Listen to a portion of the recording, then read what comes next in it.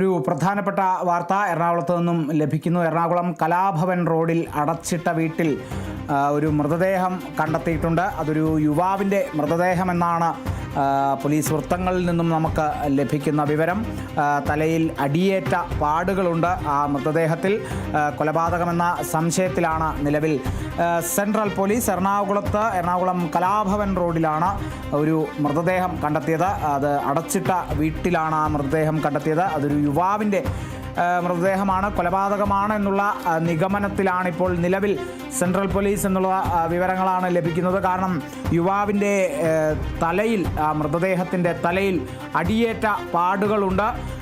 യുവാവ് എന്ത് ചെയ്യുന്നു, അല്ലെങ്കിൽ യുവാവ് ആരാണ്, അതിനെ സംബന്ധിച്ചുള്ള കൂടുതൽ വിവരങ്ങളിലേക്കൊന്നും നമുക്ക് ഇതുവരെ എത്തിയിട്ടില്ല.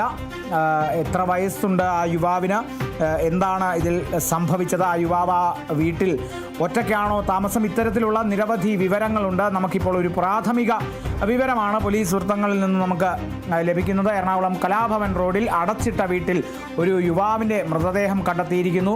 അതൊരു കൊലപാതകം ആണെന്നുള്ള നിഗമനത്തിലാണ് പോകുന്നത്. അതൊരു ആത്മഹത്യ എന്നുള്ള നിഗമനത്തിലേക്ക് പോലും എത്തുന്നില്ല. കാരണം യുവാവിൻ്റെ മൃതദേഹത്തിൽ, ആ മൃതദേഹത്തിൻ്റെ തലയിൽ അടിയേറ്റ പാടുകളുണ്ടെന്നുള്ളതാണ് പോലീസ് വ്യക്തമാക്കുന്നത്. കൂടുതൽ വിവരങ്ങളിലേക്ക്, സ്ഥിരീകരണങ്ങളിലേക്കൊക്കെ എത്തേണ്ടിയിരിക്കുന്നു. ഇപ്പോൾ നിഗമനങ്ങളാണ് നമുക്ക് ലഭിക്കുന്നത്. ഒരു യുവാവാണ് അടച്ചിട്ട മുറിയിൽ മരിച്ചിരിക്കുന്നത്. യുവാവിൻ്റെ മൃതദേഹം കണ്ടെത്തിയിരിക്കുകയാണ്. ആ മൃതദേഹത്തിന് എത്ര പഴക്കമുണ്ട് എന്നുള്ളതിനെ സംബന്ധിച്ച് തന്നെ നമുക്ക് അറിയേണ്ടിയിരിക്കുന്നു. അതൊക്കെ കൂടുതൽ പരിശോധനകൾക്കൊക്കെ ശേഷമാണ് അതൊക്കെ അറിയുക. എന്തായാലും ഈ ആദ്യത്തെ നിഗമനങ്ങൾ പ്രകാരം, പ്രാഥമിക നിഗമനങ്ങൾ ലഭിച്ചത് പ്രകാരം യുവാവിൻ്റെ ആ തലയിൽ, മൃതദേഹത്തിൻ്റെ തലയിൽ അടിയേറ്റ പാടുകളുണ്ട്.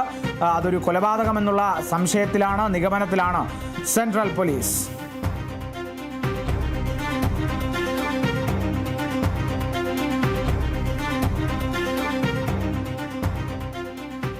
മസാല ബോണ്ടിലെ ഇ.ഡി. നോട്ടീസിൽ പ്രതികരിച്ച മുഖ്യമന്ത്രി.